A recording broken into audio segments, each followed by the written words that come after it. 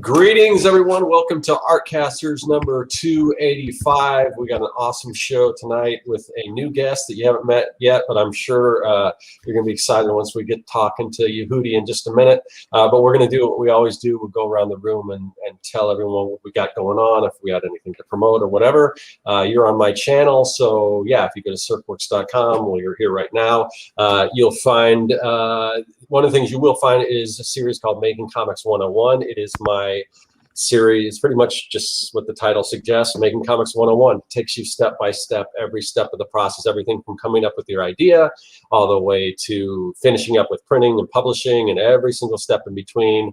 There's about, I think, in total, there's about 72 episodes, I think, but there's your basic episodes, which kind of gives you the topic, then there's bonus episode which dives a little deeper, and there's some quick tips. But definitely check that out if you haven't already. Other than that, you can go to my website. Let me put up the thing here. You can go to circworks.com. You can get my comics. You can get my tools for making comics, my digital tools for making comics, all that stuff. So really, that's all I got to promote today. What about you, Josh? Awesome. So yeah, the usual. Two stories, my graphic novel about faith and mental illness, that's hand lettered, hand inked, and handed to you, hopefully in print. So anyhow, if you want, you can pick this up at Amazon. They have like a promotion going on for it where it's like $5, but I get the same cut from the sales. So I really encourage people, if you're into like autobiographical stories that grapple with like faith and mental illness, this is the thing to pick up. Yeah, that's it for me. Right. And we'll go on to our guest, Yehudi Mercado. Yehudi, first time on the show. So because of that, just a brief rundown of who you are, what you do, and anything that you've got to promote. We got your website up there. You also have a link tree that we linked in the description of the video if anyone wants to click on that. Go ahead. Yeah, my name is Yehudi Mercado. I'm a cartoonist, writer, director now. Yeah, I live in Burbank, California, and I used to work in video games, then in graphic novels and comic books, and now I'm sort of like squeezing my way into TV and film. And I have a new book called Chunky that's out now through HarperCollins. Graphic novel. Yeah. We're going to talk a little bit about that. We're going to talk about all ages books, graphic novels specifically, and a few other things. But first off, full disclosure, before you were booked on the show, I wasn't aware of you. So I checked out some of your books, and I just kind of went down the rabbit hole. And I haven't purchased them yet. I haven't read it, but what you had online and some other stuff online I checked out. And I mean, the stuff that you're doing like speaks to me in such a way. Every single thing. I mean, I was looking at Fun World, and I'm just growing up huge fan of amusement parks and just that sci-fi genre and everything. That was one thing. And then I happened upon Sci-Fu, huge fan of 80s, specifically early, like birth of hip hop stuff. That was just like okay, and then I started, and then looking at Chunky, just there's so much stuff in there as far as my dad was kind of a big sports guy. I always wanted to get into sports. I was an artist, and I did, I did to my credit, I played Little League for baseball for about, I think, 8 years, I think. And I was... Oh, wow. That's impressive. Yeah. Yes, very impressive since I was like mediocre at best. But I think I liked hanging out afterwards and getting the snacks and stuff more than the actual thing.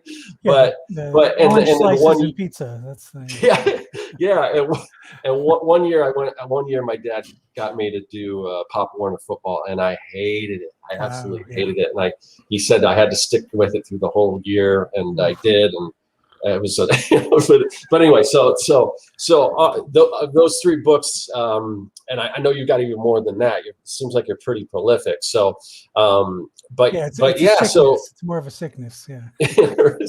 I don't know if you have that sickness. I think all three of us have that, because we're. I don't know as far as output as much as you're putting out, but as far maybe times put in.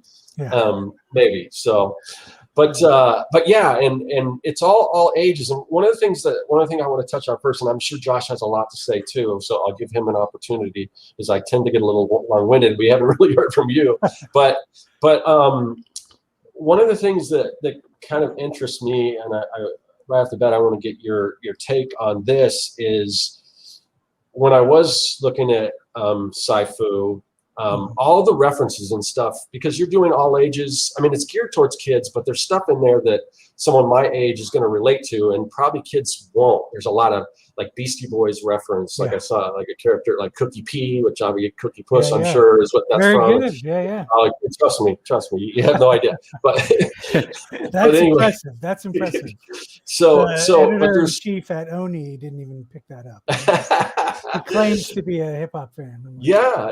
No. So yeah, and it's not just ice cream from now. We don't have them out here, but what was it? Carvel, right? I was going to say Culver's. We've got Culver. They used to have ice cream cakes there too, but not anymore, I don't think. But anyway, so a lot of that stuff. So I don't know now. I'm taking that book was published by Oni, right? Yeah. Now they do a lot. They publish for a lot of different age groups and things. Now I know your new book's through HarperCollins, so I don't know if it's the same. If Oni would have the same concerns, but I was just wondering if people were like, kids aren't going to understand these references or anything like that. Was there any kind of pushback on that, or it's just because it takes place in a time period? And my book actually takes place in the 80s too. It's more young adult kind of, but so I'm just curious. How do you sort of balance that as far as what you put in for kids or what you put in for adults, and how you make it entertaining, even though some of the stuff might be totally over their heads? Yeah, no, that's a great question. Like, so basically, like, no pushback at all. Like, they understood, especially because they knew I was going to start in the 80s. Then the premise is it's about hip hop in the 80s in Brooklyn, and the kid is a DJ. One night he scratches the perfect beat, and that summons a UFO. Takes him to a robot planet, and then it's sort of a futuristic hip hop planet. So then, like, I knew I was always going to have that aspect to the story where it's like, okay, maybe kids don't know about the 80s, but by the time you get to a fantastical, sci-fi robot world, then everyone's on the same playing field. But as far as kids, like, you tell them 1980s, I mean, that's like saying medieval England to them. It's like anything 5 years ago is fantasy world anyway, so it's like I sort of embrace that. And and like storytelling, especially like I feel so bad for people writing modern stories, because it's like, oh, just call the person on a cell phone and you'll solve that problem. Like, there's so many narrative things. Yeah, you couldn't. It's so hard to do modern horror because of that. Because you can just go. You got to find a way to get those cell phones out of their hands. See where you are. So that's why I guess I tend to set things in different time periods. It's also my childhood. So so I was curious about that. I mean, my if I ever did get that pushback, because I would kind of harken back to, I'm thinking like Stand By Me, where I was a fan of that movie. To me, that was sort of, I mean, it was a little more adult, but it was in the vein of the stuff that really inspires me, like Goonies and Monster Squad, all that kind of stuff. But in watching that at the time, like, they were singing the theme to like Have Gun Will Travel, which I didn't know, but later on I kind of discovered that show and Paladin and the whole thing, and I'm like, oh, okay, that's what that's from. And you start to pick it up, but it didn't matter that I didn't get that reference. And then you probably felt like a little older watching a movie like that. Yeah. But it's an aspirational aspect too. So like, and then especially what I'm hearing from librarians, especially with Sci-Fu, is like, it was like one of the #1 books checked out of the Brooklyn Public Library, which I take that as like, holy shit, that's awesome. It's like winning an Oscar to me. Like, but they were saying like, this is like co-reading book. It's like fathers and sons are reading this book together. That's awesome. They're seeing how it's like, it's getting fathers and sons to talk to each other, and it's like, cool. Oh my God, that's such a, like with my son, it's like I've been trying to get him into comics, and this is a weird thing to say in comics, which is like male dominated for sure. And that's actually a problem in comics, but for that realm of comics, like I love Raina Telgemeier's work. Like I think she's amazing, and but I can't get him into those books. Like he's just got no interest in them. It's funny, you like Raina actually. She's the reason I did Chunky. Like we went to dinner one night after New York Comic Con, and she was a big fan of Sci-Fu, so we went to dinner and just talking about books and like what I'm working on next. And I would tell her that, you know, how much I loved her books because it's like there's something magical she does about them, and I'm like, yeah, to me, what she does, it's like, holy, how do you do that without needing robots and lasers and like, you know, planets exploding and like. So, but she was like, it's just stories from your childhood. So I would tell her all the stuff of my childhood, and she says, you need to put that into a book because there are no books like that for boys. Totally. There's like so many for girls about self-esteem and body issues and like, you know, everything, every issue under the sun is for girls in that department. Yeah. There's nothing for boys. Yeah. I mean, for comics, it's like it hadn't even come out yet. Yeah, totally. So it's exciting because it's like I think that's important that there's comics like that. I feel like maybe Gene Yang was like the first to kind of like crack that, but it's like it's just like it's really exciting, and I can't wait to like get my kid reading Chunky because it just sounds like not only that, but it's like his dad's a nerd. His parents are both artists, so it's like. Inevitably he's probably going to have trouble in sports. And so like he does the opposite and rebels against you. I have joked about that for years that like my son's revenge on me will be screw it, Dad. I'm not doing art. I'm not doing drama. I'm going to be on the football team. And I'll be like, no, you're going to do drama like a man. Like you go into accounting. But anyhow, yeah, like, so I'm excited about that. I think just as a prospect, one question. So like your first, one of your earlier graphic novels, I believe was not all ages. Right. And, yeah. So what kind of drove that? Cause I am kind of curious, like what drove the transition from doing kind of adult material to all ages. It might be a tired question, but no, it's good. So, I always loved cartoons.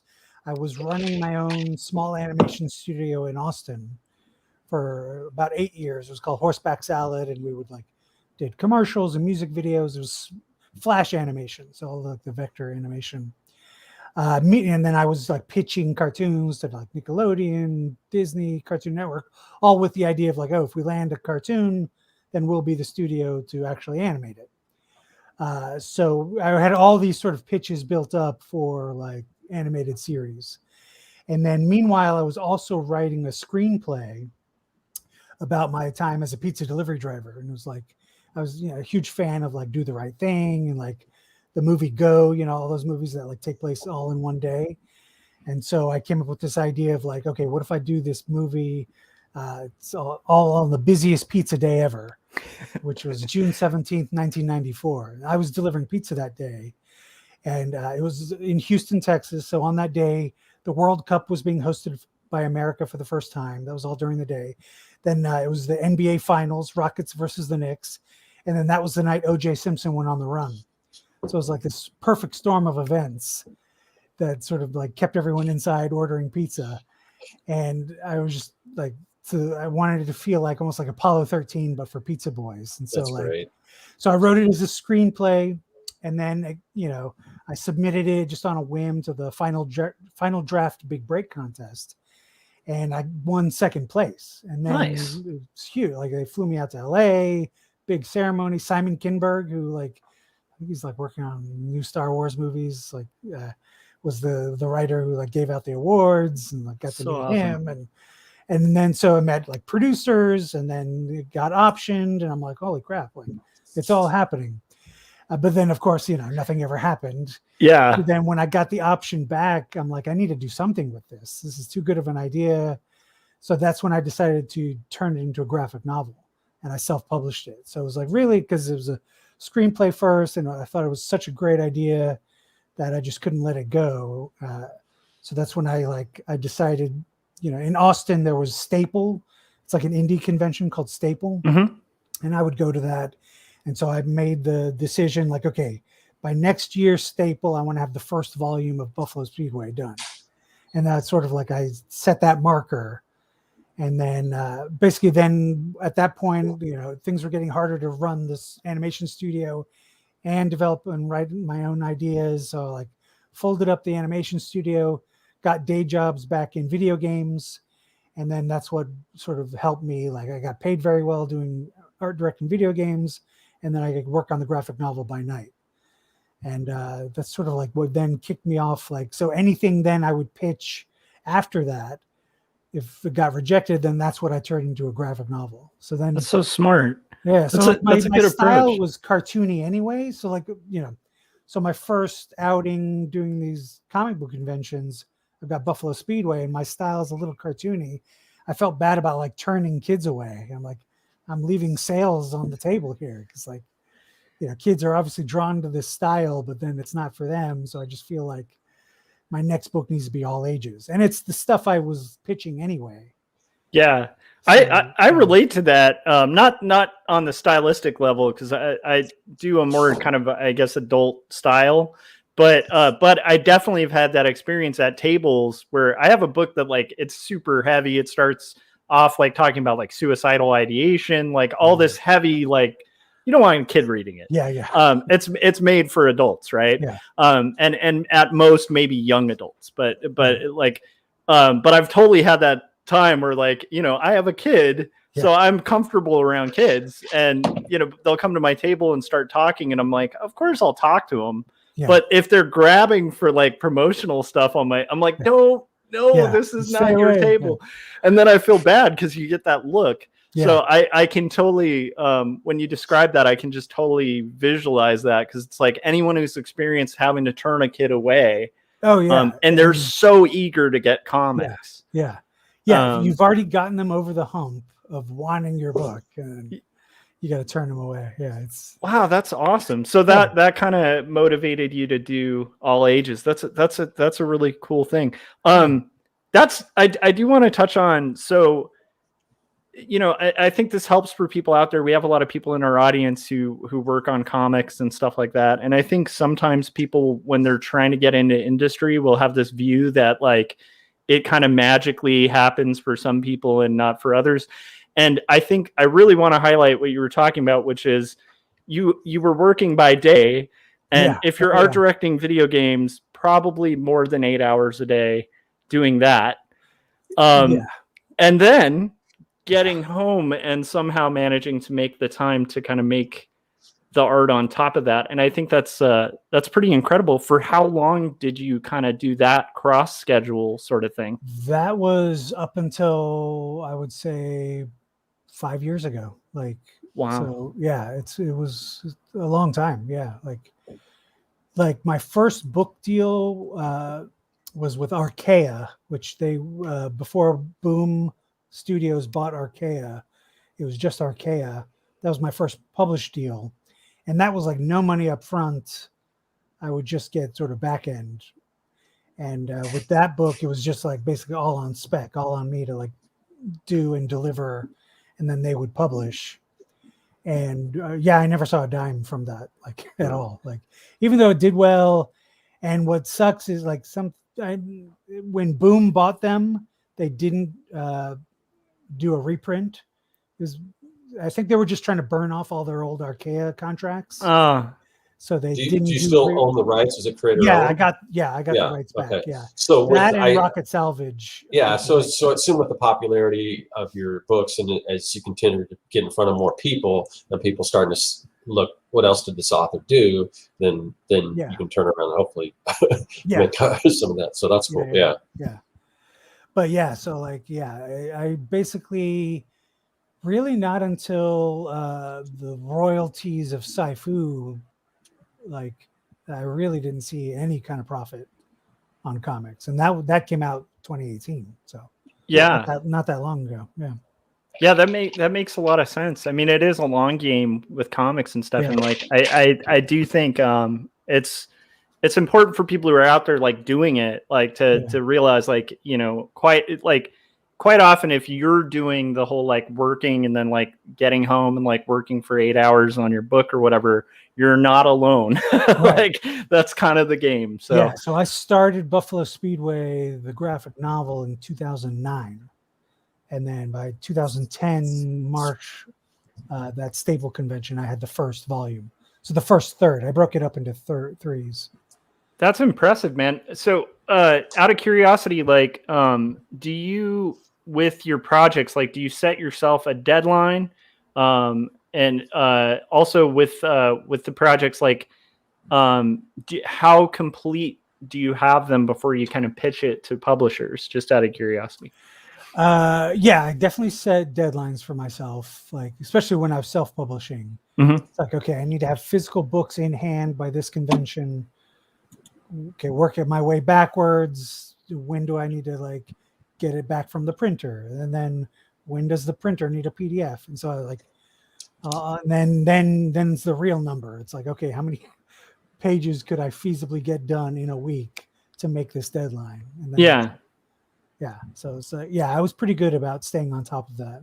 That's awesome. Yeah. That's right. And then when I was going around the convention circuit with Buffalo Speedway, it's about pizza delivery drivers. So I actually printed up my own pizza boxes, and I would sell the books in pizza boxes. So That's great. It was an impressive like table, like, so that's what like publishers took notice of me, because I like had a car topper sign that lit up with the pizza logo on it and pizza boxes, and it just looked different. Like, yeah, I love that. I'm all about the branding. There, I think, actually, it's funny that you did that, because one of the things that I mention all the time as far as really good branding is there was a T-shirt company. I forgot the name of it, but they had a license for Teenage Mutant Ninja Turtles, and they did the same thing where they put it, like, printed. That pissed me off because that was like 4 years after I did it. I was like, there was some marketing exec just kind of walking by your booth, like, I'll change my story now to your story since you're the originator. But it helped me with sales so much. Like one of the first big conventions, because I was making a pretty good salary I was working at Electronic Arts at EA. I said, okay, I want to go to C2E2 in Chicago. And I inquired about a table, and then the person running the show was like, hey, someone just dropped out. We have this sort of premium space we'll give you for half off. And I was between Mattel and Marvel. Wow. Yeah. In this corner booth with these like awesome like pizza boxes, and I made so much money in that one weekend. It kind of spoiled me, because I was like, I'm gonna make this much every convention. Yeah. Which convention was this? C2E2. Okay, in C2E2. Chicago. Yeah. Yeah, it was fun. Yeah, but yeah, I never topped those sales numbers, but yeah, so publishers would come see me, and then I would have pitches ready. So what I did was I made up book covers, 5x7 postcards with the cover on the one side, and then the back had the synopsis on the back with age range, everything. It basically looked like a book, but it was like the size of a postcard. Smart. So then the publishers would come, hey, what else you got? And I had them ready. I could show them. And so Archaea was one of the first. Mark Smiley, when he was at Archaea, liked it, and I showed him 3. He took them back, and then I think like a month later, they emailed saying, "We love all 3. Which one do you want to do first?" So I was like, "All right, holy shit! Like, I'm onto something." I love that. Yeah, Oni tried to play it coy, and they wanted me to pursue them a little too much. I felt like, because then later they were like, "We would have done Pantalones, Texas." Was my first all ages one with Archaea, and they're like, we would have done that, and it's like, well, you guys didn't tell me. They told me on at New York Comic Con when Pantalones, Texas came out, oh, we wanted to publish that. It's like, you could have told me. Yeah, you could have reached out. Yeah. Yeah. That's awesome though, and I think that's a cool idea. I love the booth setup you're describing too, because it kind of reminds me of what Rhodey does too, and in San Diego with all the cardboard village kind of thing. I just think that's such a brilliant idea, but yeah, I think, man, all really cool stuff. So, all right. I kind of want to get into Chunky Yeah. because this is your new book. Yeah. So do you want to kind of give people the quick pitch on that, because it's a good pitch. Thanks. So all your concepts are great, by the way. Yeah. I mean, that's obviously that's the initial hook. Anytime you can give somebody a great concept, and then from what I can see, you definitely follow through with that. So with the books that I've seen so far, so yeah, definitely, like constantly pitching your book at a convention has helped me pitch TV and movies to these execs, because like you have the routine down, and like where people have questions, and you have answers at the ready. Yeah, it definitely has helped. But yeah, so Chunky is a middle grade graphic novel. It's a memoir of my childhood, growing up as a Mexican Jew in Houston, and I had health issues growing up. So I had a partial lung removal when I was a kid due to a terrible infection. And it's all about me being overweight, and like my family wants me to lose weight, so that they make me to try out for various sports. So every chapter is me trying out for a different sport, and sort of like living in the shadow of my father, who's this amazing athlete and like can do everything. And it's like me feeling not good enough, because like, if I'm his son, but I'm not as good as him. And so to like sort of cope with that stress of like trying out for these sports that I'm terrible at, I sort of invent this imaginary friend that's really an imaginary mascot.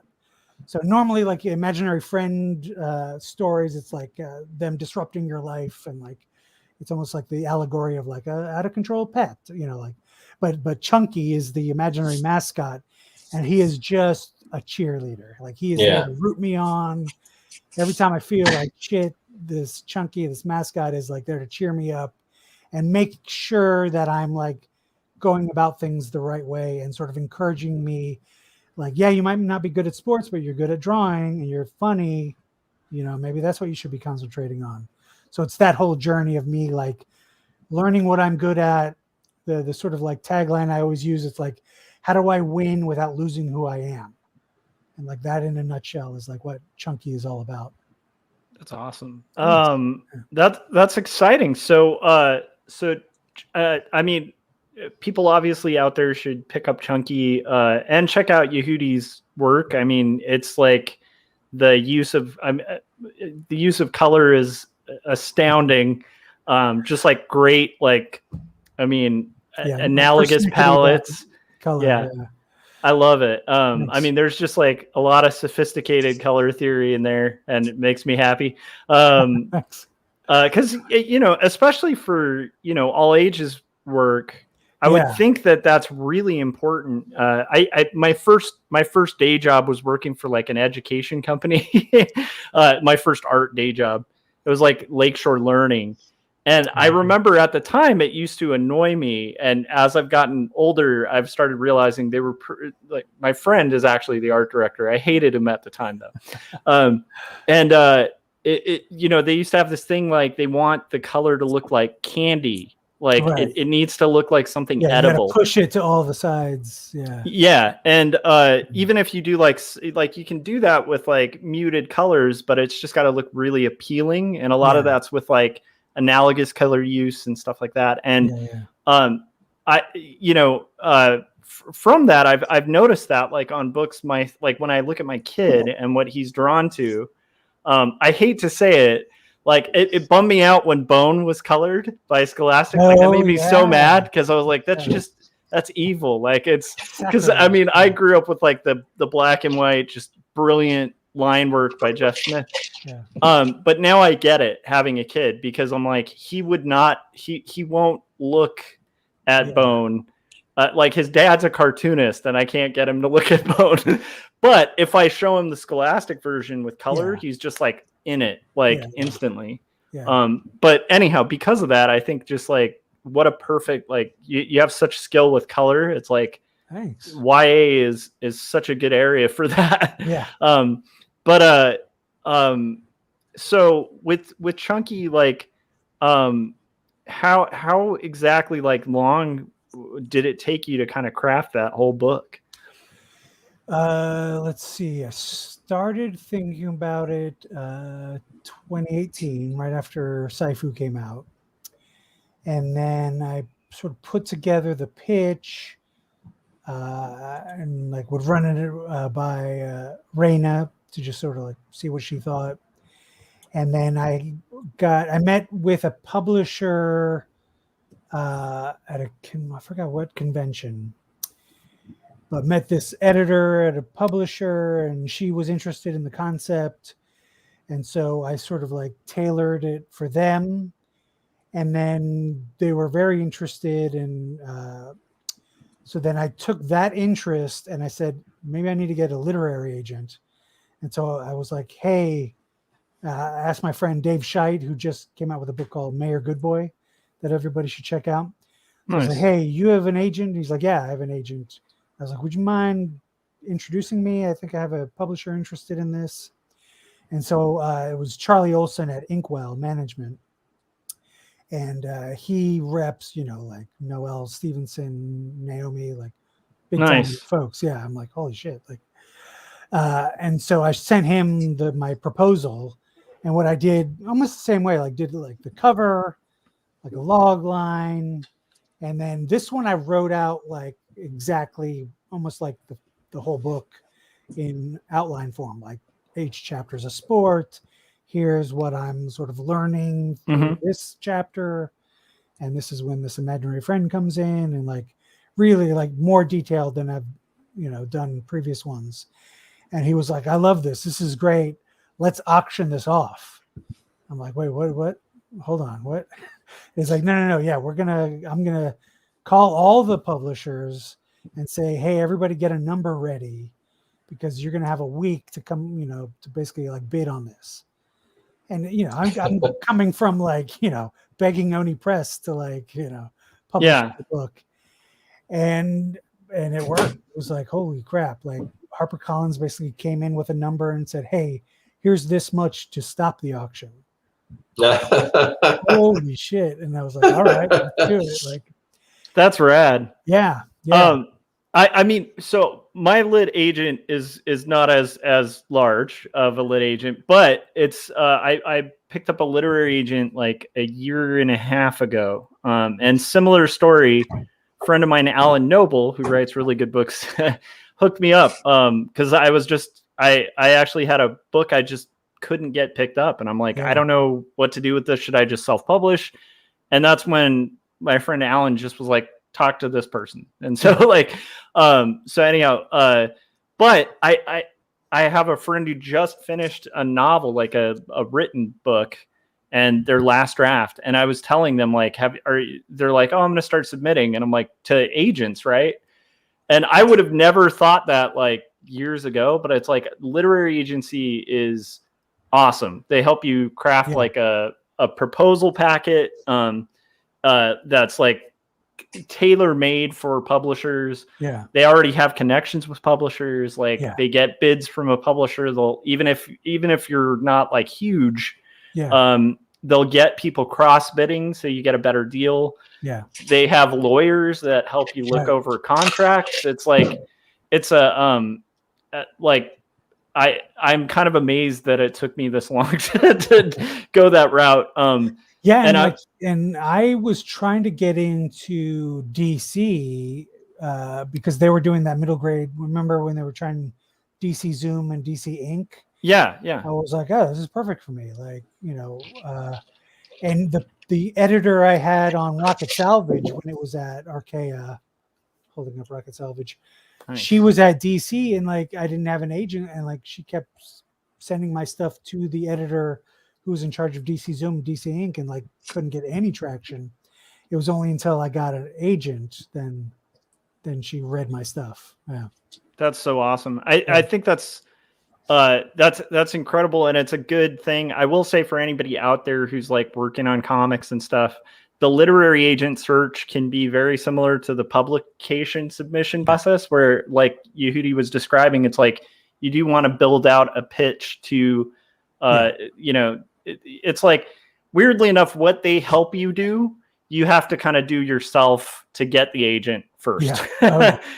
But Yeah, it's I like, mean, I basically brought Charlie a finished book proposal. It was like, yeah, I did the work, and then he got me to the people, the right people.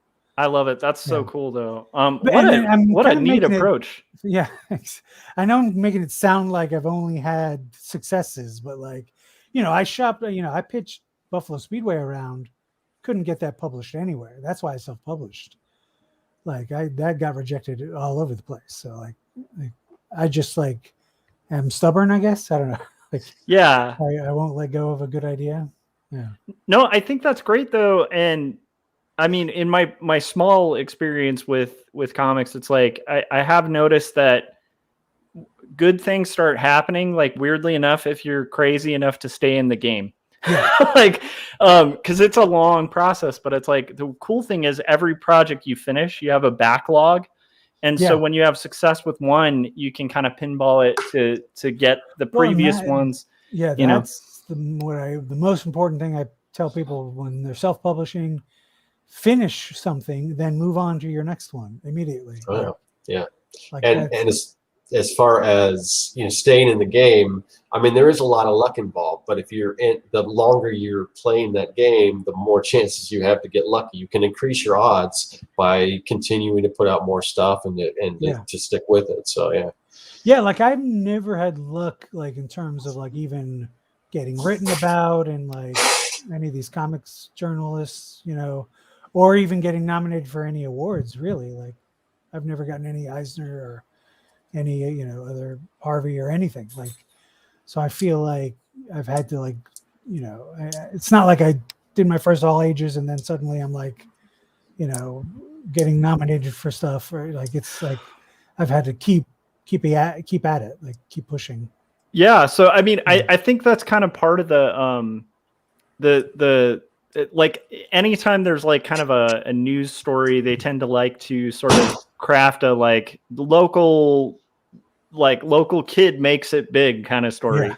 Even if it's somebody who's been in the game for like 15 years, like they'll be like wild success overnight. And it's like that rarely happens. But I do think the cool thing is there's a couple consistent things I'm seeing with your work too, where it's like you consistently are like bringing all your guns to like whatever you're working on too. Cause I noticed like, from your first comic to like the whole, which by the way, everyone go check out Yehudi's site, obviously get Chunky because it's the latest and it's great. But obviously like look on his site and like, it's just every single thing, including the art you do for your podcasts, like is just, you're coming guns blazing. Like you're not copping out on the delivery of the art, and I think that's got to be a massive part of it too, which is a lot of nights. Yeah. Oh yeah. Yeah. But then also like being able to draw, I can, take a concept like all the way through myself. Mm-hmm. So like, I feel like, it's more hours, hunched over a desk, but at least I can execute something from concept to finish. Like, yeah. So I have a question regarding that too. What is it that, because I think I might suspect what your answer would be on this, because I'm pretty similar in the sense of like my last book I hand lettered, and people were like, "Why hand letter it?" And I'm like, because like all the guys I like hand letter, and I want to learn like how to do that. Yeah. So there's like this weird kind of cool thing about comics where it's like this unique thing where you can craft everything. You can be in charge of like, you don't need a crew. Right. But for you, like, have you ever been tempted to kind of assemble a team, or do you get enough of that? Like, did you get enough of that at the day jobs? I don't know. It's mainly about being able to move quickly. Yeah. And wrangling people slows everything down. Now, Rocket Salvage, I didn't draw. Like, Archaea wanted to age it up so that they hired this artist named Bachan, who lives in Mexico. And at first, when they were like, "Oh, we don't want you to draw it, we want someone else to draw it," I was a little bummed because it was like, because on Buffalo Speedway, you've got sort of a different style on that. So I mean, I think you could have definitely done it. Yeah, But I they don't- just they had just put out Pantalones, Texas, and they just wanted to make sure like it was a different age group, I guess. Yeah. But it turned out great. Like that guy's amazing. Like because Yeah. you know he's able to do that super detailed comic book look, but still keep it as if it looks animated. Like that was my number one. Like I wanted to feel like everything's in motion, you know, different expressions. And yeah, he did an amazing job. Yeah, Yeah, I'm looking at it now. The artwork looks great. Love it. Yeah, that's one of the unique things about all of your work, though, is that animation element of it. Where it feels like I'm sure you've been told this, but it feels kind of like an animated film. Yeah. But you also, I do like the fact that you honor the craft of cartooning and don't just do the 4:4 boxes all the way. That you play with the paneling and stuff and the page layout, but it's still, you know, manages to get this really visceral kind of film-like quality. So it's interesting. I mean, it makes sense that you'd say like that was one of your your qualifiers for the artist. Yeah. And the way I composite all my pages and panels almost like it's an animated film. Like if the characters are always on separate layers than the backgrounds. Like if you turn off the layer with the character on it, the full background is there. It's not like it's a silhouetted cutout of, you know, where the character was standing. Like so that makes sense. Yeah, and I just feel like it like that final step of adding the balloons and sound effects. I love the being able to be nimble and like scooch a character over and not have to then redraw the background because nothing's behind him. Like, so do you use that also for expediency? Like, do you like say draw an oversized background and then use portions of it that you can use? Yeah. I'll do an establishing shot and then use those pieces for punch-ins. Yeah. I know a lot of strip cartoonists use that, especially working digitally. They'll have all their characters and different expressions that they can drop in there, and so that's cool. Yeah, for Fun World, because that one's the one right after Sci-Fu. I wanted to just challenge myself to a different style, so that one is all in Flash, the vector program Flash. Wow. Yeah. Wait, I'm sorry. Why Flash? Because I am in animation, like I know that program like the back of my hand, like. Oh wow! So I mean, I still lay out all my books in Flash, like the thumbnails. Oh, okay, just because it's a familiar, that kind of makes sense because it's like you're using thumbnail sketching in Flash. I can copy and paste and do all the lettering in there, so I can get a book up on its feet quickly. Yeah. Wow, now I want to see this process. I have a video, that I could, I'll send you. Oh, nice. Yeah, definitely. If you send it, we'll put it in the show notes too, because it's just like, I mean, that sounds fascinating. For Fun World, it's like all these Flash puppets of these characters, and I kind of got myself into trouble because then I couldn't outsource anything on that. Like sometimes I'll do like for Sci-Fu, for Sci-Fu, I hire flatters to do like I call it flatting plus. Like normally just flatters do the white silhouette and then then the colorist does the coloring. But I give my flatters like a model sheet of like, oh, here's this character, here's what the nose, RGB value is. Oh, like a style guide. That's smart. That's actually pretty smart. Have them do the characters and then the backgrounds, as directed, and then I go in and then sweeten it. Yeah, you get to do the fun part. I love that shadows though. And highlights. But for Fun World, I couldn't because that one, all the characters are puppets, laid out like that, and then all the backgrounds have no outlines. I go straight from thumbnail to finished because I wanted it to feel like it was like concept art for a Mary Blair, like Imagineering, like art of book, like cartoon modern and stuff. I love it. So, but like I could not outsource any of that because it was like it was my chicken scratch of a background, and it's like, oh crap, I got to do it myself. Like, so it's weird because like if where I worked we had to make a comic, which we don't where That's I work, but it's like, but if we had to make a comic where I worked and where I art direct, that's the first thing I would do is make a style guide for flatters. Yeah. I've never thought of doing that for my own work. Scott and I have joked about this a lot, where it's like it's sometimes hard to remember to just art direct yourself, because I'm like, to me that's such a creative director approach to hiring a flatter. Yeah, like when I ran the animation studio, and then also video game development. Like it's all about like, because the games I worked on were all like the more casual games, so we were still creating sprites in Flash, and like stuff had to be reusable, and like when you flip it, reuse this animation. So it's all coming from that sort of pipeline. I love how even this is a consistent story I see with a lot of cartoonists too, that I'm seeing threaded here, which is like the thing. One of the great things about comics is and art in general. It's like in art you attain these skills, right? Like even Yehudi, you were just describing like one of your first comics was about pizza delivery, which is something you did.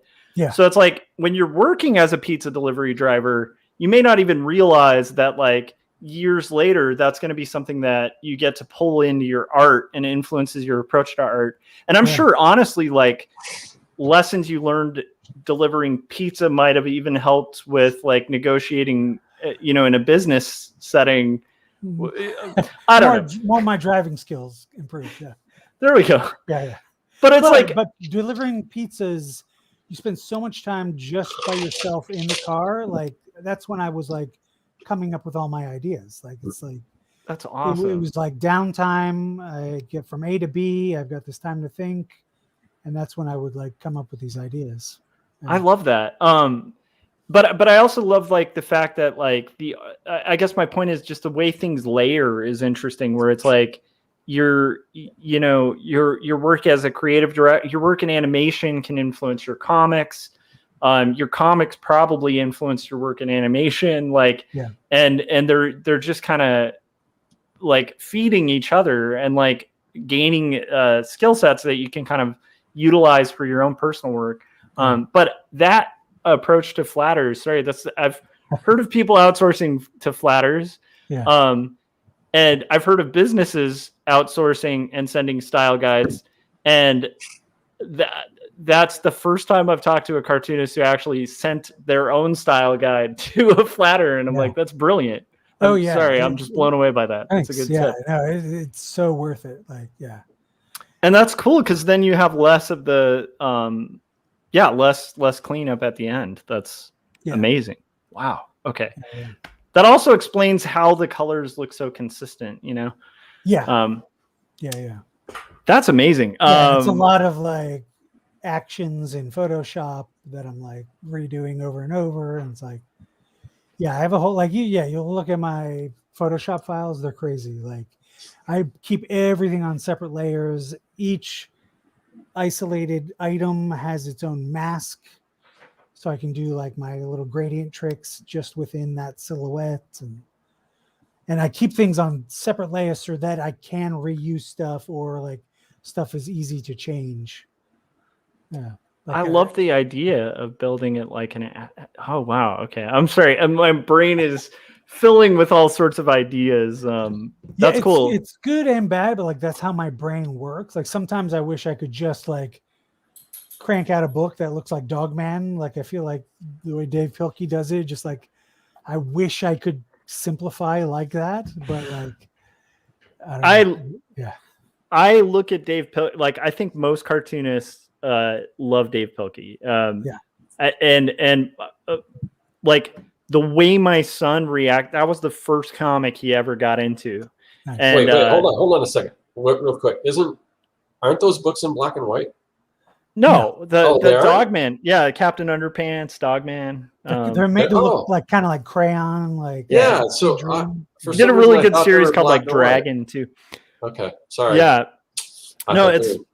but it's like stick figure-ish almost, and like the thing that kills me about it is I don't think most of us could do that. Like, it's so broken down, but like perfect. And like it, the humor to like, to do it that simple, you have to be Dave Pilkey level at your writing. Yeah. And it's like, I don't know of a lot of, I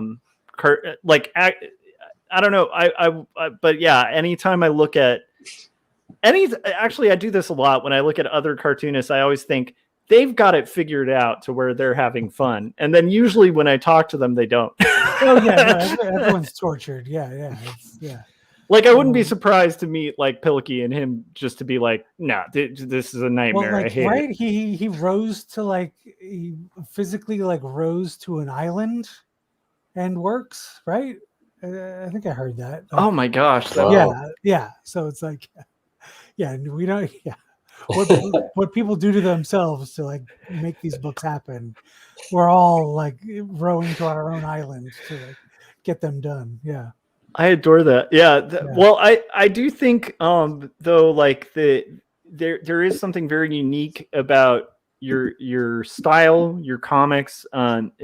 It's incredible for all ages. I'm really excited about introducing my son to them because he's at that perfect age to kind of get into that, and actually it might help him through school and stuff. So it's like, I think that's really cool. How do you handle that responsibility? Like, to write all ages, do you have to kind of almost like set it aside? Because I would be like, I don't know, that to me is interesting. The responsibility of writing all ages is scary to me. I think you have an influence. That's just how my brain works, and like that's the stuff I like anyway. So I don't know. Yeah, I'm still making stuff that I wanted to see as a kid. So yeah. I know.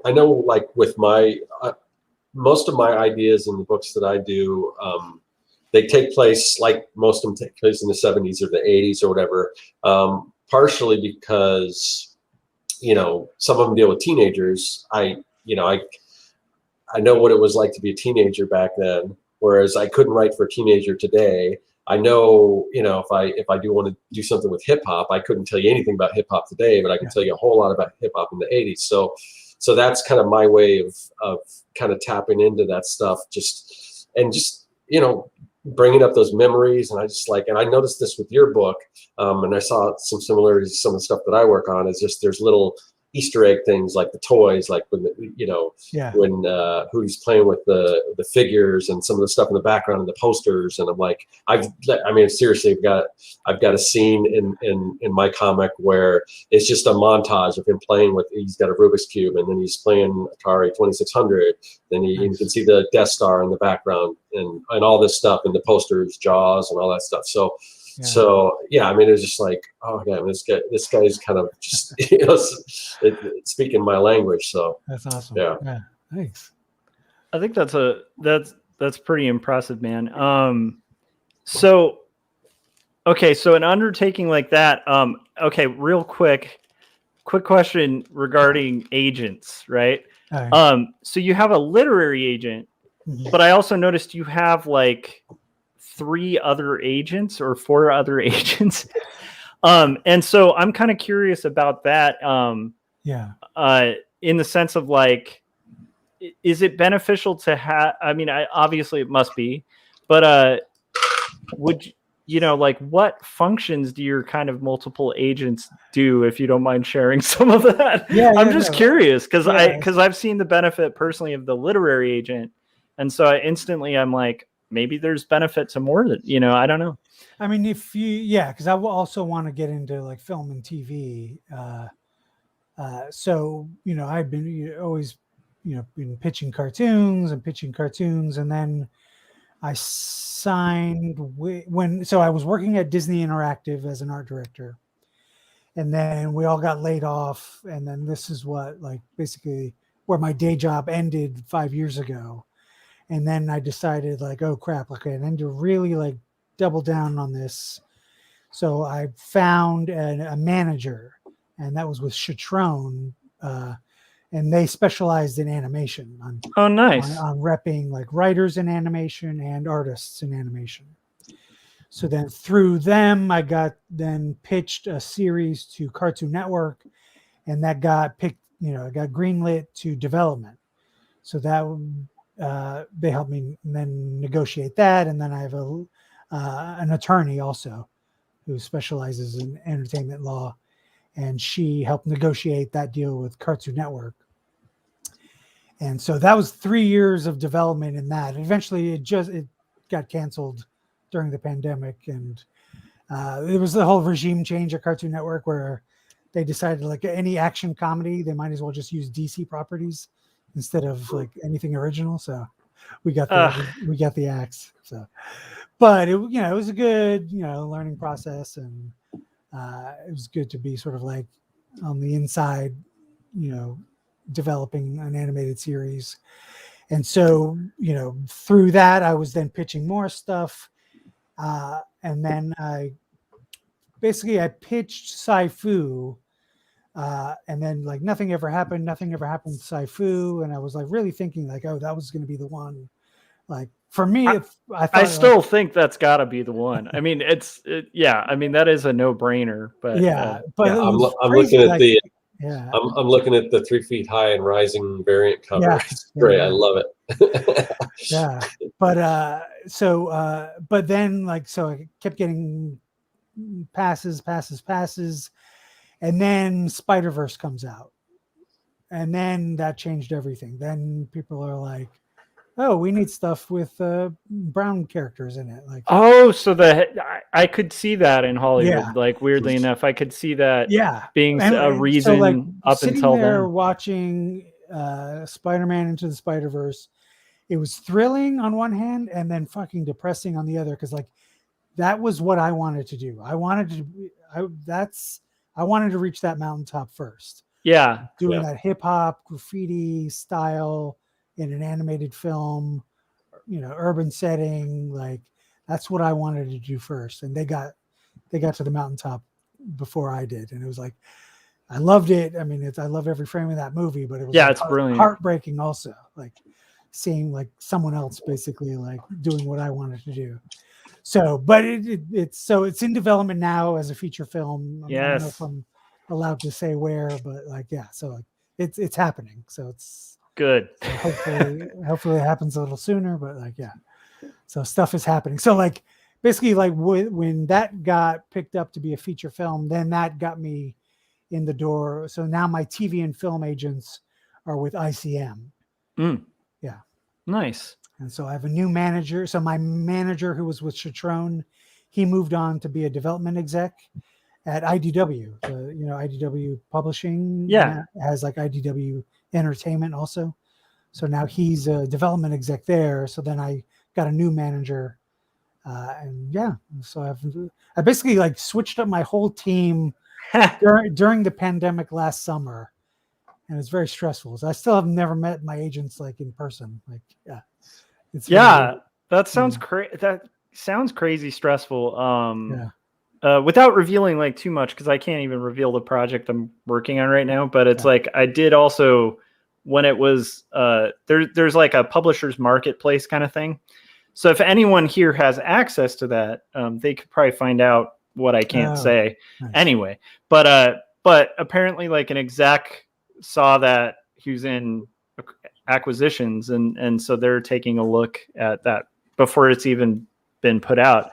So if there's now having lived in the LA area, I also mean that means nothing. And actually it's funny because I mentioned it to a friend and they were like, oh dude, we're going to be seeing your TV show. And I'm like, no. Here's the thing. Even if it gets optioned, I'm excited about the optioning money. Right. But I'm fully aware that it could be, hey, we have a book coming out that takes place in a location like this, or a movie coming out. We're going to buy this so no one else, But I had a show option too. And of course ended up nothing happened to it. And in my case, the option money wasn't even that great. So it's tricky. There's so many. Like with the Cartoon Network thing, it's like it was gonna go, and then the vice president swapped out, and then that new regime was like, Why Yeah. do we need this if we have this whole slate of DC characters? Like, Yeah, it's such a hard hustle with that. But I've never really done that hustle. So if that guy contacts me, I might be bugging you, Yehudi. Yeah. Just to be like, what should I watch out for? Yeah. But it's interesting too, because you're not the only person that's happened to in the pandemic. And it's just, that's a tough thing, because like there are things outside of our control that kind of shift industry, and this whole pandemic has been interesting. But what's cool is, for a cartoonist, do you find that there's like an advantage to the isolation? This is something like Scott and I have talked about. Yeah, I mean, there's pitching. So I like, when I landed Sci-Fu, I decided like, all right, I'm going to pitch. I immediately got to work on my next pitch for an animated feature film, and my agents basically set up, a week of me pitching it to 7 different studios, and I couldn't have done that physically. It takes 4 hours to drive anywhere in LA. Like, so it was great to be pitching on Zoom, like 3 pitches a day, and I'm sitting in the same seat. Like, that was great. And the way I pitch, I basically storyboarded almost the whole movie. Like, I could walk them through the entire movie, all 3 acts, like in a PDF.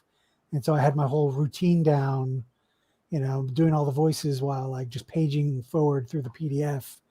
And I don't know, it was nice being able to do that on my laptop in my room with like Iron Giant poster staring at me. It was like, instead of having to be nervous, waiting in a lobby, drinking, a bottle of water, then going into the boardroom and figuring out connectors in that boardroom. Like, it was so much better to just do that at home. Yeah, that is a cool thing. I also feel like just as cartoonists, like there's a lot of my friends who don't do art, when the pandemic happened and everybody's like housebound, they were starting to kind of go nuts. And my wife's an illustrator. She does children's books, and I'm a cartoonist. So we were just like, this is our life. Yeah, I mean, I got laid off from Disney, like that was my life for the past 5 years. So it was other than not being able to go to the movie theater, like my life did not change at all. Like, it's we're all in our own little personal. Yeah. So how productive? I'm just curious, how productive were you in that period? Because I caught part of an interview you did, and it sounds like, at least right now, it sounds like you've got like 2 or 3 projects going, at least book projects. You got a couple sequels in the works. So, one, how productive were you during the pandemic? And 2, how do you kind of juggle different projects? How do you divide the time between each of them? Yeah, that's the tough part. So basically, like I instead of doing the self-care and like sitting around doing nothing and wallowing, I went the opposite. I said yes to everything. I wanted to work on multiple things. Like I worked on Cat Ninja for Epic. Do you know Epic? Mm-hmm. Epic's a big deal in like schools. Well, I remember. Mm-hmm. I don't know. I remember Epic from Marvel Epic, but I'm sure that's. Oh no, this is different. So Epic it started as a reader of comic books and books for kids. It's huge. Like I had no idea how huge this thing was. And someone else wrote this story called Cat Ninja, and then the pay was so great, they asked me if I wanted to draw it, and I was like, "Yeah, sure, why not? Let's do it." Like, so I immediately said yes, knowing like how fast I could turn things around. And basically, I was able to do full 24 pages of like a Cat Ninja issue in a week. Wow! Yeah, that looks great. I'm looking at it. Thanks. Wow. Yeah. And then that's probably like I love the base. Sorry, I love the base. It looks like a base, but it's like a cat. I don't know what you call this with the towers with the carpet. That's so great. Like cat condo in his cave. Yeah. So that is like gets into all these schools, and like that's probably like what more kids will know me from that than anything ever. Like I'm sure. But yeah, like I just basically doubled down and said yes to everything. So now like I'm working on 2 DC middle grade graphic novels. I'm working on a second chunky right now. The movie I pitched like in the 7 studios in 1 week. I pre-sold as 2 more graphic novels to HarperCollins. Nice. Yeah, and I'm writing and directing an animated short for Nickelodeon. That one I wish I was in a studio for, because I feel like that one is weird being remotely working on. Yeah, there's something about like a bullpen kind of scenario with an art team. Like when you're working on a team project, there's an energy that like it's really hard to generate like remotely, you know. And so we kicked off that animated short the week before lockdown last year. Oh wow. And it still hasn't been animated yet. We still haven't even recorded. So like it's taken this long just to get to the animatic phase. Wow, that's a lot of time on it. But I mean, it makes sense with that barrier. So it's like I just juggle like whatever's due, whatever needs to be done. Yeah, I was gonna ask like chunks of time.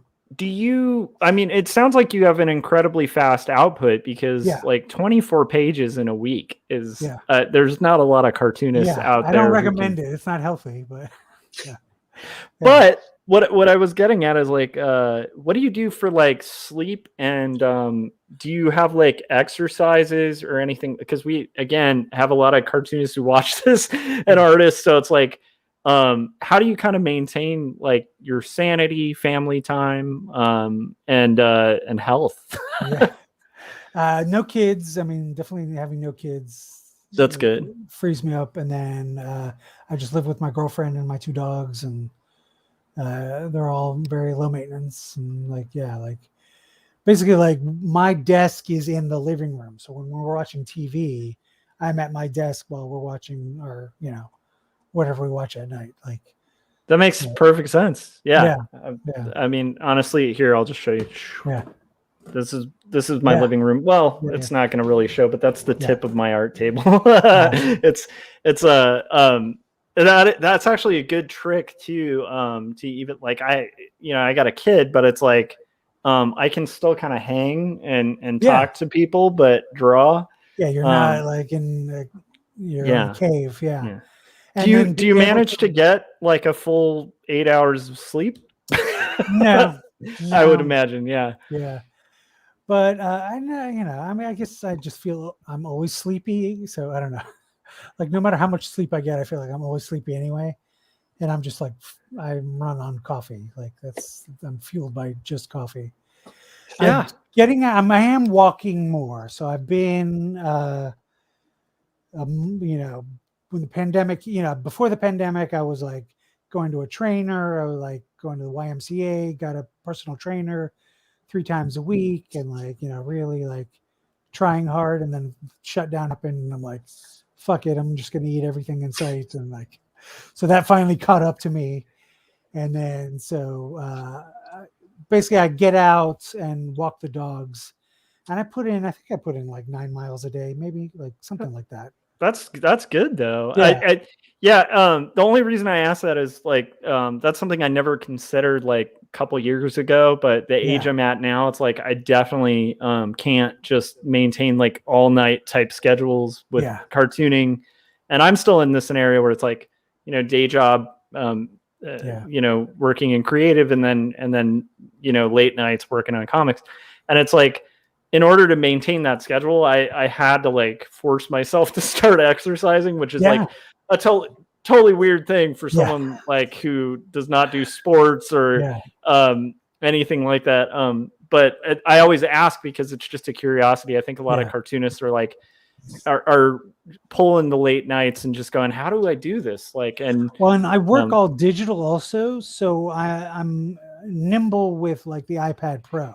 So if I'm getting sick of sitting in that same place, I'll sit on the couch with a lap board and start and ink pages like sitting on the couch. So smart. That's cool. Being able to like switch up. And then also I'm writing screenplays too. So like I won't do that like in the same position that I'm coloring all day. Like, so being able to switch up helps. Yeah, I've got to get more comfortable working with my iPad, because I get spoiled because I've got this setup. You can't see it here, but I've got a 24-inch Cintiq. I've got 2 monitors, and I love working like this. So having to move to that little thing, but so many people I've seen so many people just producing amazing stuff. I mean, obviously Jim Houlihan is in the chat. I mean, he's working. I think he switched his whole process to iPad, all in the iPad from Flash. Yeah, Jim's process is crazier than my process. There it was, yeah. I like, speaking of like prolific too, I have no idea how that guy just makes so many animations. Just he's an animation machine. We need to call his employer because there's no way. Did he still have a day job? I don't know. Like when he did have a day job, I'm like, you're not going to all that. You're not going all 8 hours a day. Like, there's no way. Yeah.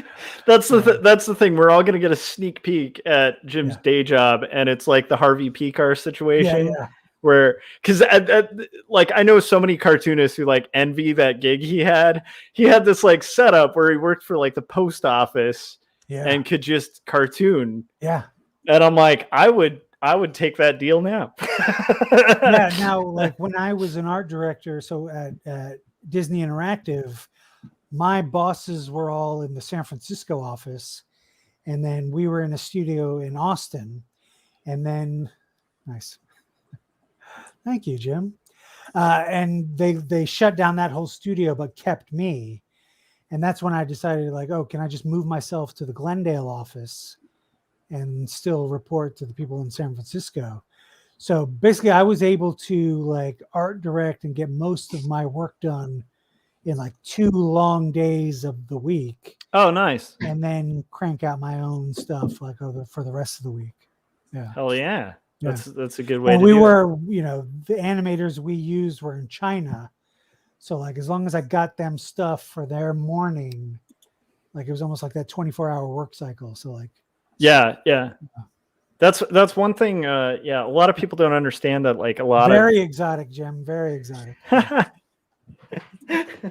Like anytime I've dealt with like outsourcing in China, the only issues come up, at least on from what I've noticed, are on like sort of like as long as there's like a step-by-step list, it's like clockwork. But the second it starts going outside of that list, it's just like anything left to interpretation, like Oh yeah. And also that delay, like that, there's like a general, like, I mean, insanely quick turnarounds, but with a gap of about 24 hours each time. That's awesome. And that's fascinating. I can't imagine doing that with an animation though. That sounds like some skills you got to acquire. That's amazing. Well, man, all right. I feel like we should talk Sci-Fu real quick. Just a little bit more, in the sense of like, so I know you've talked about this before, but it's like, so that was inspired by your love of hip hop. Yeah. So what are like your all-time favorite hip hop albums? Just definitely Paul's Boutique, Beastie Boys, like dude, growing up on Beastie Boys. Not Chemical Brothers, Dust Brothers. Such a good mix. Yeah. Like, and I love that when it came out, and I mean, people. I remember when it came out, and people they weren't happy because it was so different. Mm-hmm. And I love, and when I first heard it, I was like, okay, this is different, and like, but there was so much. It was just packed with all this different stuff, and I'm like, oh, this is great. And then I remember having the album, and it folded out about 100 times, and it was like, but it wasn't. I was just photographs. It wasn't like artwork. Like, I mean, I remember coming from License to Ill with that really cool painting and everything. It was so different, but I was just like, and I respected them so much for just not duplicating that same formula. It was so great. Yeah. And just them being like Jews, like, I'm Jewish. So like cool Jews was like, holy shit. We're not just the Nebuchadnezzar character, on movies. Like, it's like 3 cool Jews from Brooklyn. Like this is amazing. Like, so like Run DMC, LL Cool J, of course, huge. And Yeah, all that old school stuff like Dana Okay, Dane, so Slick Rick, favorite rapper of all time. Favorite rapper of all time, man. That's tough. I can tell you mine. I can tell you mine. All right, say yours. Rakim, without a doubt. Yeah, Rakim, yeah. without a Yeah. For skill, that I'd be kind of with you on that. I couldn't put any of his albums, any of Eric B. and Rakim's albums as number one because there's a lot of filler in a lot of them. But but I mean, there's some great songs on there. But album wise, I wouldn't rank any of their albums. Although I like all their albums. But yeah, I miss the groups. That was what's so great about like the Beastie Boys and Run DMC, and even Public Enemy. Also, like they all fit together, and they didn't all have the same exact voice. Like, I always like joke about Tupac that like everyone basically copied the monotone of Tupac, and everything sounded like that since. Like you don't get any groups of like the high voiced one and the low voiced, like I miss Public that. Enemy was such a mishmash of. I mean, you got Chuck D and then Flavor Flav. I mean, how different could you be? Yeah. I mean, it's just like, but I don't know. They made it work. It's like, and then the mixes of Public Enemy, like just like how loud the hooks were. Yeah. Just so great. And like the original inspiration for Sci-Fu was like, what if this kid had this adventure in space and robots, came back to Brooklyn and was telling these kids like on the block, and you find out those are the Beastie Boys. Like that was like the original pitch was like, I love that. His crazy like kung fu adventures in space are what influenced like Paul's Boutique. Like, I gotta give credit to the Beastie Boys though, because like I'm like I didn't grow up like wealthy or anything, but I also didn't grow up like I was in a pretty suburban environment, and so like the Beastie Boys were like a gateway. Like the Beastie Boys introduced me to my favorite MC, which is Q-Tip, right? And then because of Q-Tip, I got into Tribe Called Quest, and I was like, "What is this?" Like, I got Low End Theory. When the whole Native Tongue scene came on, Jungle Brothers. Yeah. But then you hear Scenario. Then it's like Scenario, and it's like, oh, who's all these guys? Like, and then you start just branching out and like getting introduced to like Underground and like Far Side and It's a good starting point, man. I mean, like, Well, and then also the humor of the Beastie Boys. Oh yeah, like, that also came through. Also, like they would make references, like Mr. Spock, and it's like something about that felt just more accessible to me. Like I felt like when things went after gangster rap, like it just felt like it all went down like. Other than Wu-Tang Clan, like I was gonna say 36 Chambers. I feel like that would be the last good group album in my mind. Yeah, for sure. Yeah, but like I feel like everything went monotone and like one. But even 36 Chambers has like a humor to it. Like it's like it's sampling like old kung fu flicks, and like it's just got blueprints of geekdom like all throughout it.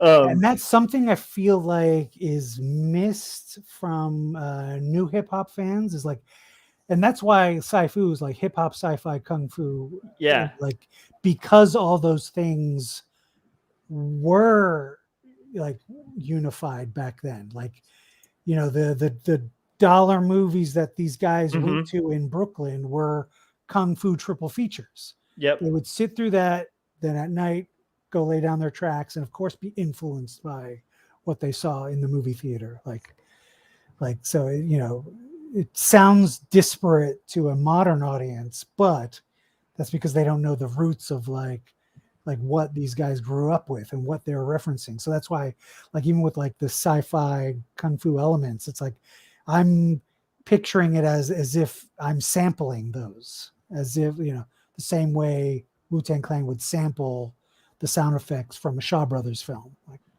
I love that. That's great. I also find like this commonality with a lot of cartoonists, where I feel like most cartoonists are usually either into punk rock or hip hop or both. But it's like, I don't know.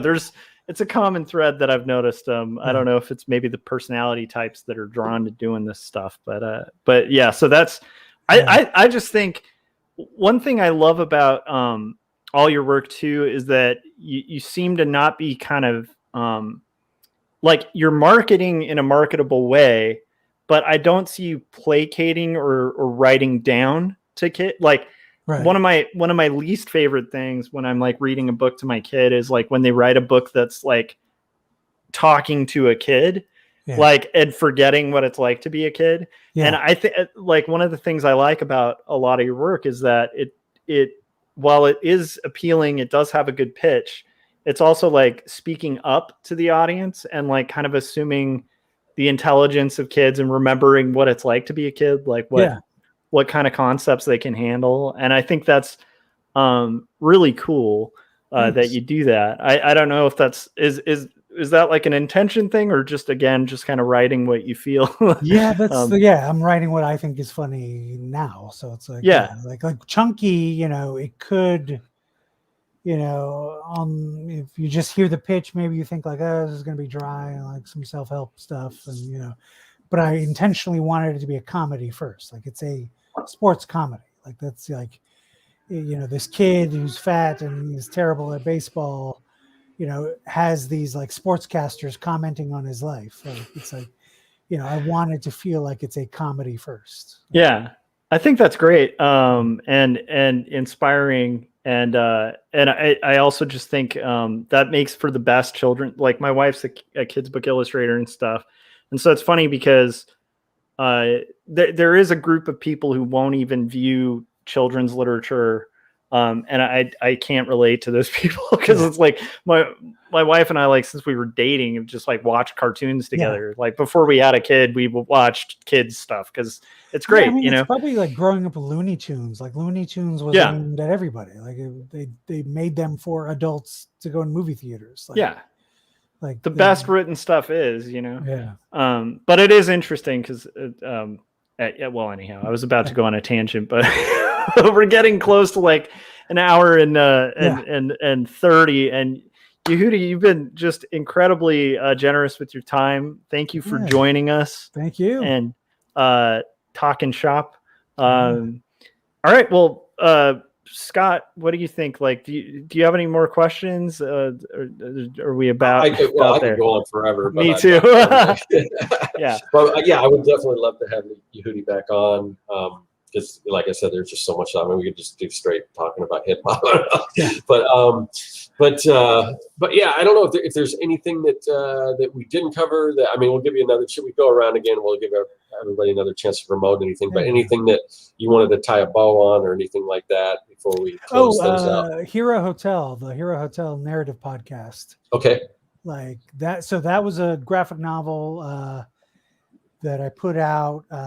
And it was one I'd been pitching, but nothing ever happened with it. And then this company called Pinna, Pinna, was starting up, and they were doing these narrative podcasts for kids. And then asked like, "Hey, which one of your books do you want to do as a narrative podcast?" And I immediately thought like, "Oh, Hero Hotel." There's like tons of jokes I can think of for that. It's about a kid who works at a hotel for superheroes. And it's it's basically like never meet your heroes and never do their laundry. Like that's like So how is that?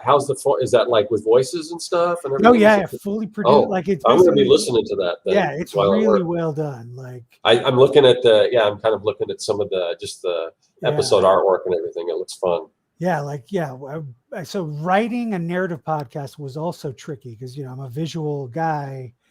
Being able to like throw in visual gags is kind of my thing. So like trying to come up with audio gags, like use a different muscle. And then also like, how do you, without putting too much exposition, how do you describe the room they're in? And like, so it was really like fun, like coming up with like tropes, like, they're the superheroes he meet, they're all pompous. So they all say their name, like I, Noble Metal, I'm here to save the day, so like, that's the way we like get over like, okay, how do they introduce themselves? And, that's great. Yeah. And then the key to that, making this show work. So it's like 2 seasons, 10 episodes per season. Each episode's like a full 22 to 30 minutes. But the key was finding the narrator. So in the book, I had this character, Stanley L. Jackson. So it was like a mix of Stanley and Samuel L. Jackson. And we found this actor who's like, his name is George Benton, but he sounds exactly like Samuel L. Jackson. Right. Yeah, and so like, so it's almost like picture Samuel L. Jackson like in Do the Right Thing, like as the DJ, giving, being the Greek chorus of the block and like explaining what's happening. Oh, I love it. Almost speaking a little like Stan Lee in those old 80s like Hulk cartoons, like Excelsior and True Believer, and like like that was the key to really making it work, is like having the bombastic voice of Samuel L. Jackson describe the nonsense of this kid like dealing with these superheroes. Like that makes it like fun for everybody, because it's like, I would say, like, if you hate and you're sick of Marvel movies and DC movies, then you'll still think this is funny. But even if you love them, you'll also think this is funny. It's sort of like serves both. Yeah. You sold me. I'm definitely going to check that out. I'll be listening to that tomorrow when I'm working away. Awesome. All right. Yeah. So, okay. All right. So, Josh, what do you got? One more time. What do you got going on that you want to talk about? All right, same book I've been hustling for like about half a year now. So 2 stories, Joshua Kemble. It's a graphic novel about faith and mental illness, and it's on sale on Amazon for like $5. Again, like 122-page graphic novel. I honestly have no idea how they afford to do that, but go get it. So. Yeah. Jeff Bezos goes to space on that, so I know, and figure something out. That's true. If you don't particularly like Amazon or agree with Amazon's practices and policies too, you can also ask your local LCS to order it and all that fun stuff too. So, yeah. All right, Yehudi, you're up. What do you want to pitch on your way out? Yeah, follow me on Instagram. It's at Super Mercado Comics. Okay. Yeah. And go buy Chunky and Fun World. Fun World was supposed to have a big launch at Emerald City Comic-Con right when the pandemic first started last Oh night. No. I know, we were gonna have like because it's about an amusement park. It's about aliens. I love the concept. Yeah. And we were Oni was gonna give me my own like 10x10 booth, and we are gonna have like carnival games and like. Oh, that was yeah. So like I feel like it didn't get. I love the way you think with your branding and stuff, because because I do similar stuff. I had a whole mad scientist theme booth that I did, and I still, even on my videos, I wear like this green lab coat and everything. Right. So it's very much I just love getting into all that stuff. Yeah. So man. Awesome. Oh. All right, so I'll just close it out since we're talking about our books and everything. I've got a book right now. This is issue 4 of Young and the Dead. Young and the Dead is a kids versus zombie adventure story in the spirit of Goonies. It's like Goonies meets Night of the Living Dead, Goonies, Monster Squad, all that stuff, but it's kids fighting zombies. And I'm getting close to wrapping up the next issue on that, but you can definitely check that out at circlebooks.com. Also, like I said, on this channel, there is a series called Making Comics 101. If you want to learn how to make comics or just brush up on things, or maybe pick up a few, even if you're a professional, been doing this for years, there might be a few things in there that maybe you didn't even consider or think about, or just refresh your course. So definitely check that out on my YouTube channel right here. And this show that we do, the Artcasters, we do this show every single week. Usually without fail, but it bounces back and forth between my channel and Josh's channel. And the way YouTube works with their algorithm and them just alerting people, they don't always let you know. But if you want to know exactly when the next episode comes out, who the guest is going to be, what the topic's going to be, whose channel it's going to be on, then join our mailing list. We don't spam you or anything like that. Usually about 30 minutes ahead of time, we will send out an email with all that information, and you just click on and you can join us live if you want, and join in on the chat. We've had a pretty lively chat today. So thank you for everyone in the chat, and we will see you. Yeah, thanks again to Yehudi, and we will see everyone next week. See you then.